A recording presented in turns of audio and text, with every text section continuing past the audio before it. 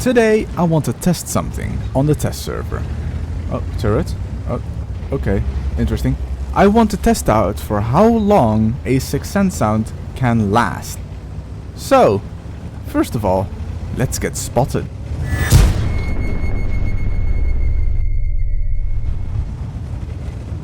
So far nothing. Oh, come on, tester. What? Gun, what are you doing? How am I not spotted? World of Tanks. Please. Okay. I just want to get spotted. My crew is too good. I need to get spotted as soon as possible. Oh my god, don't tell me everyone actually went Valley. That would ruin everything. Come on. I need to get spotted. Please, game. World of Tanks, why? Oh my god. Well, this test is not going as planned.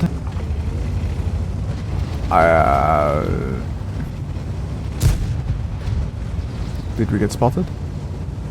We didn't get spotted!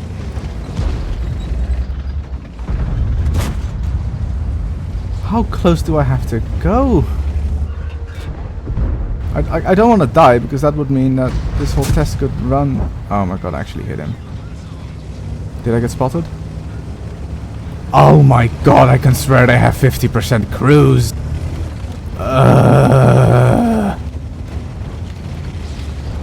World of Tanks.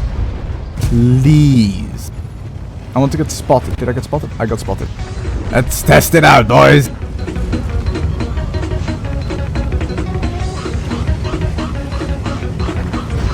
So far it's longer than expected.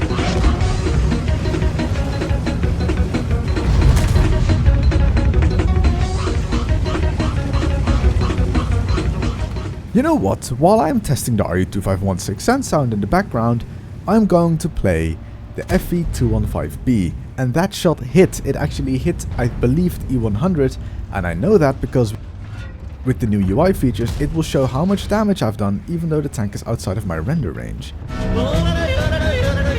Yes, I still have the yodel on the test server actually put back on the Sixth Sense sound, because the yodel is so much better than anything else I've put in so far. Now, why am I playing the FE215B on the test server? Because on the live server, I'm currently dying playing the Churchill 7. That grind is absolutely terrible, and I wonder why Wargaming put the Churchills in the game as they are. Because the Churchill 7, it has no armor at tier 6 or tier 7, let alone tier 8. It has a 20 km/h top speed, it has the worst gun it can have, and it has no gun elevation or gun depression, so it takes a long time for you to get to your destination, for you to just get killed without doing any damage. I don't understand what the point is of the Churchills as they are in the game. I know Wargaming likes to make tanks historically accurate, but can someone then explain why they put the Churchills in the game as historically accurate as possible, and then put in the FE215B, a tank that never existed? You know, let's have a quick look at the RU-251, see if the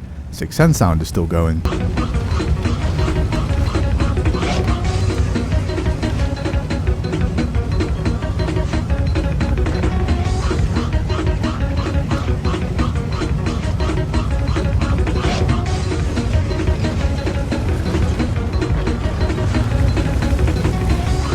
Ah, good to hear that's still going strong. And playing or testing, for example, the FE215B on the test server is a bit different than on the live server. Of course, people play a bit more stupid, a bit more aggressive. They fire nothing but premium ammo, and they will do anything to just do stupid things. And a lot of TKing happens. If you are, for example, a European in a artillery, a big chance that you will get team killed the moment the game starts. However, there are some tanks that are completely useless to test on the test server. One of them being the Type 5 Heavy. What's the point in trying to test one of the heaviest and biggest armored vehicles in the game and then going into the middle of Lakeville?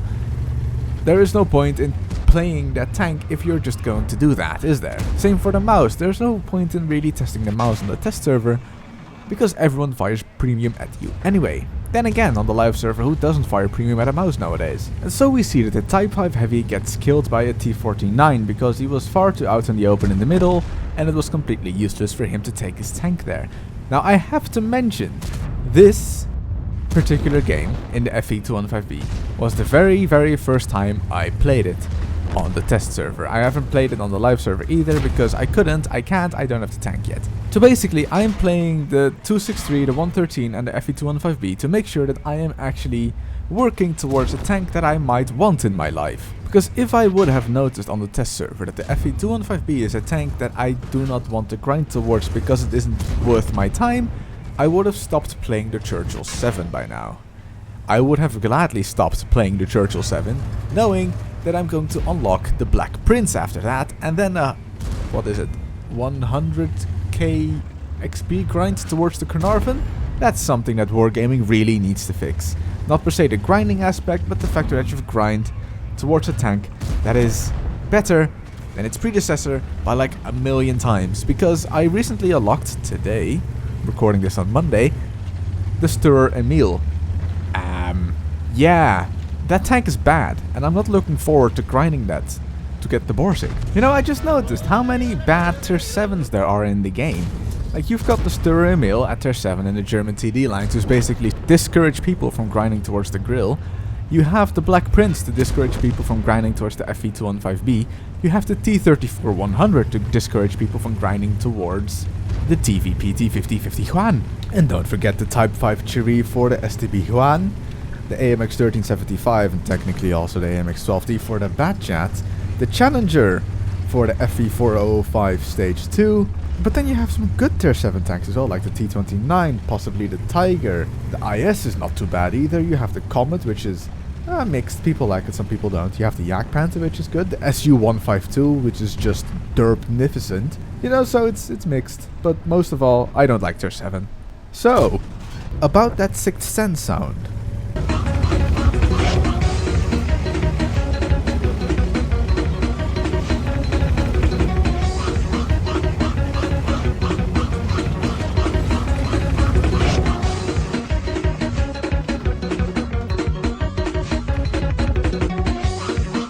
I think there's actually no limit to this.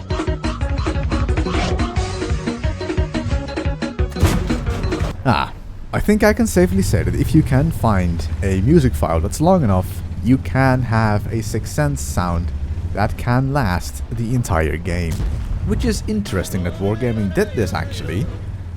You would almost say that there is a limit of 5 seconds on it so you don't get distracted by... Well, then again, Wargaming is like, if you're stupid enough to do it, then it's your own fault, really. Like, I wouldn't be surprised if that was their actual way of thinking. You know what? They can put anything on there, it's their own game, it doesn't affect anyone else. But if you're stupid enough to put in a music file that lasts 15 minutes so you can enjoy that music for the entire game when you get spotted, that is your own dumb fault. Or choice, it depends. But how does it end? If you die, does it stop? If you get spotted, does it start over again? Does the old one continue? The answer will be given now.